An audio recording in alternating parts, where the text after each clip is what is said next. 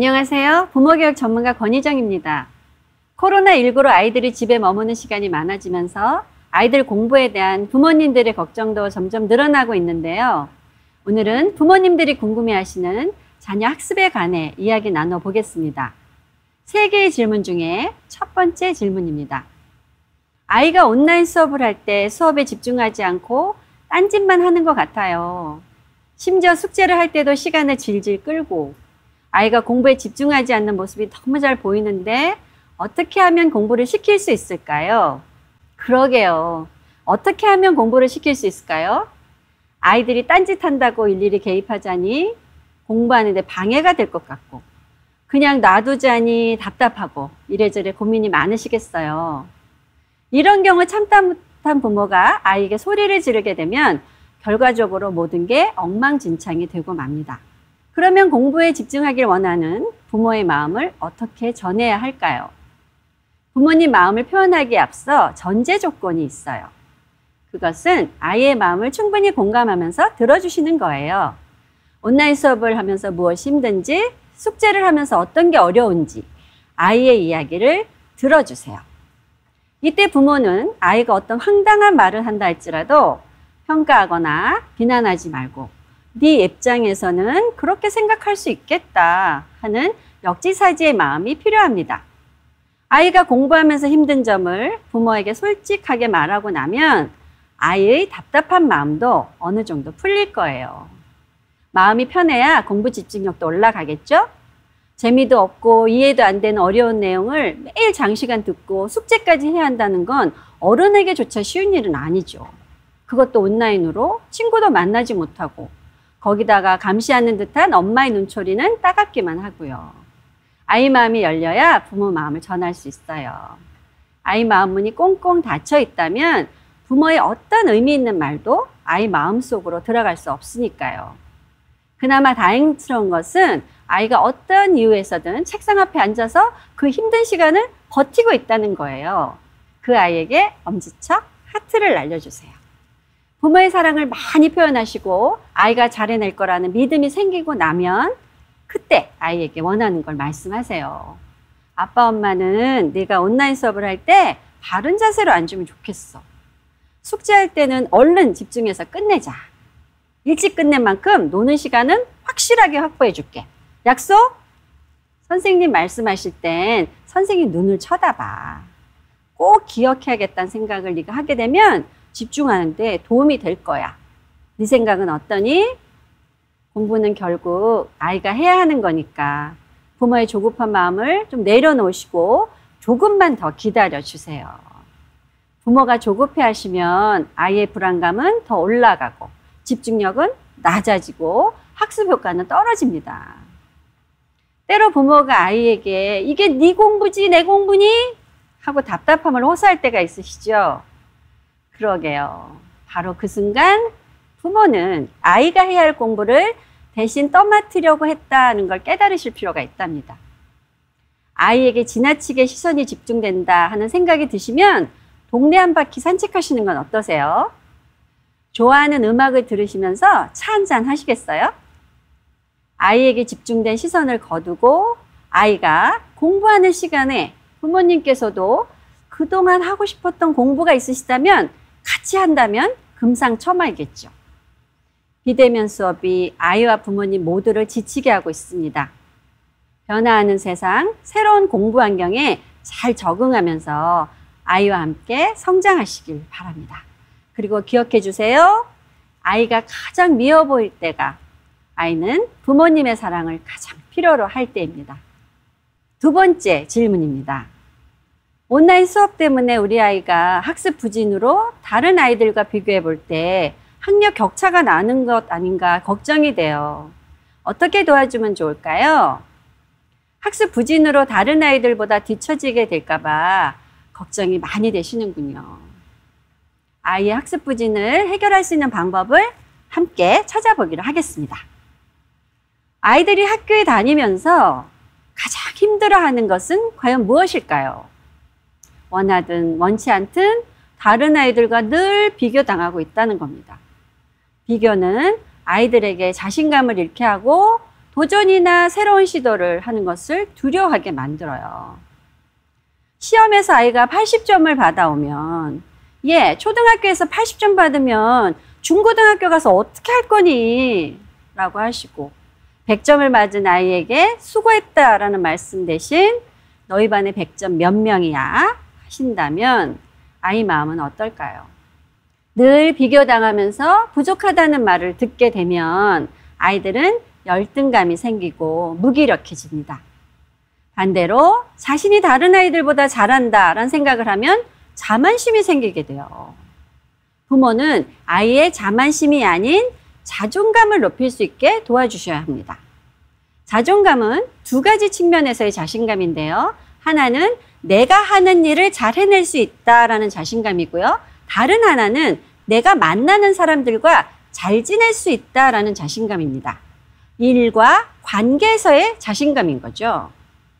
자존감을 높이려면 다른 아이와의 비교가 아닌 내 아이 내면에서 비교하세요. 자기 자신이 경쟁 상대가 되도록 해주시는 거죠. 아이가 줄넘기를 30개밖에 못 뛰었다고 시무룩해 하면 더 잘하고 싶었는데 실망했구나. 네가 6살 때는 줄넘기를 1개도 못 뛰었어. 지금 30개나 뛰는 건 정말 잘하게 된 거지. 하고 아이의 과거보다 성장한 현재를 지지해 주세요. 아이가 엄마 난 수학을 못하는 것 같아요 라고 말하면 아이 마음을 위로해 주시고 공감해 주시고 너는 그림을 잘 그리잖아 라고 아이가 현재 하고 있는 것 중에서 잘 하고 있는 걸 말씀해 주세요. 아이 내면에서 과거보다 성장한 현재에서 잘하고 있는 것에 초점을 자꾸 맞춰주고 지지하고 칭찬해 주시면 아이들의 자존감은 쑥쑥 자라게 될 것입니다. 난 잘할 수 있어 라는 자신감을 먼저 갖게 해주신 후에 학습 부진에 대해 아이와 이야기를 해보세요.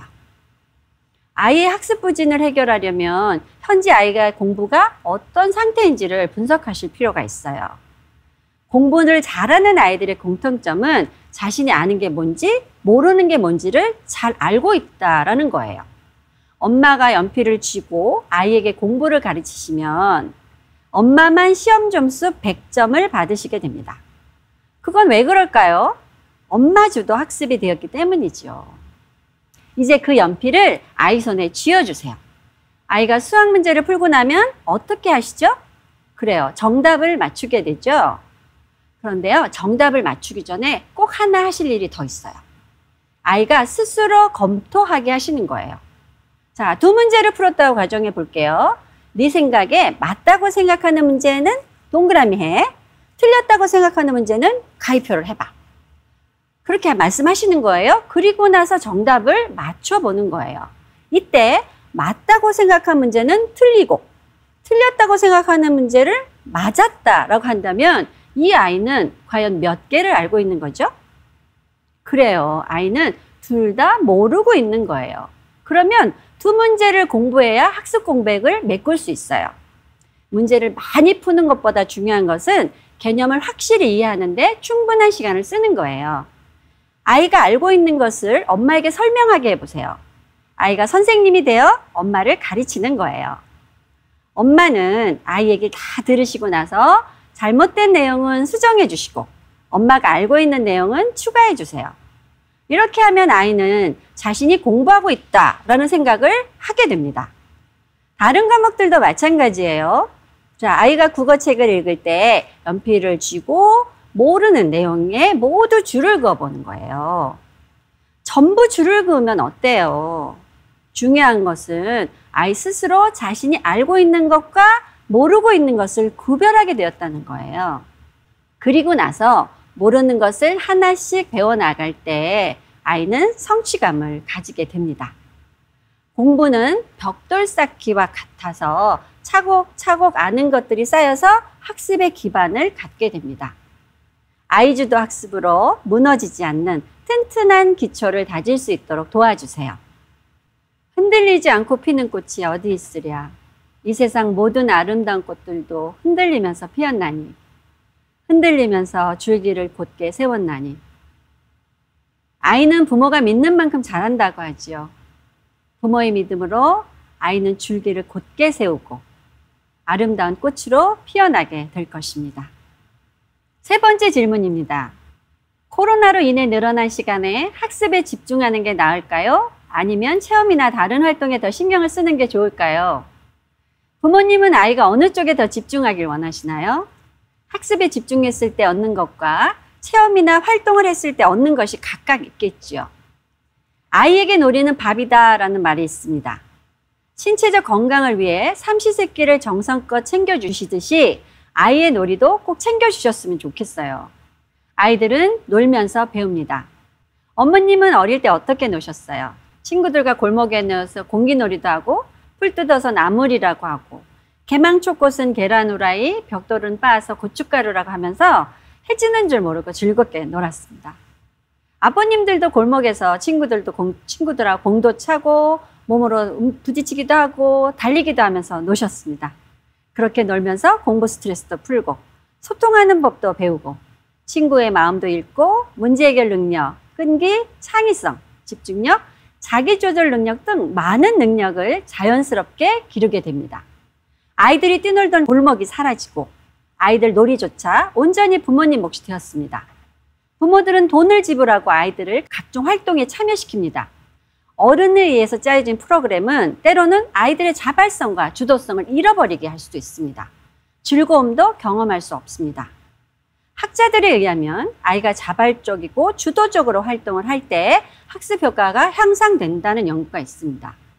활동을 선택할 때는 부모님 혼자 결정하지 마시고 아이랑 의논해 주세요. 너 뭐 하고 싶어? 어디 가고 싶어? 주어진 시간과 비용의 한도 내에서 아이가 원하는 것들, 부모님이 원하는 활동을 나열하면서 함께 의논하시길 제안합니다. 예를 들어 부모님과 자녀가 공용 박물관에 가기로 했다고 가정해 볼게요. 어떻게 갈 것인지, 가서 무엇을 볼 것인지 계획을 세우고 예상되는 어려움 등을 나누는데 충분한 시간을 가지세요. 물론 아이의 연령대나 성수기 정도는 충분히 고려하실 필요가 있겠죠. 체험활동을 떠나는 날, 아이에게 주도권을 쥐어주시고 부모님은 즐거운 마음으로 한 발 뒤에서 따라가 주세요. 대중교통을 이용한다면 아이는 또 다른 세상을 경험하는 기회가 됩니다. 지하철 안에서 아이는 다양한 사람들을 관찰할 거예요. 또한 환승역에서 부모님을 내리시라고 해야 하니까 아이는 안내방송에 귀를 기울일 거예요. 설령 환승을 잘 못해서 잘못 내리면 어때요? 아이는 실수를 통해 더 많이 배울 거예요. 박물관에 가서도 아이에게 설명을 부탁하세요. 티라노사우루스 앞에서 야, 엄마 아빠 사진 한 장 찍어줄래? 라고 말씀하세요. 아이가 앞장서서 모든 과정과 결과를 책임질 수 있도록 기꺼이 주인의 자리에 앉혀주세요. 안내자가 된 아이는 스스로 배울 수 있는 기회를 갖게 될 것입니다. 21세기는 책 똑똑이보다 세상 똑똑이를 원합니다. 왜냐하면 아이는 책상 앞에서 세상을 배우는 것보다 삶의 현장인 길에서 몸으로 마음으로 부딪히면서 세상을 더 많이 배우기 때문입니다. 여러분의 질문에 답이 되셨을까요?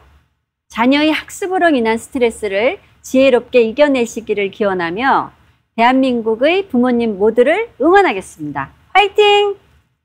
경청해 주셔서 감사합니다.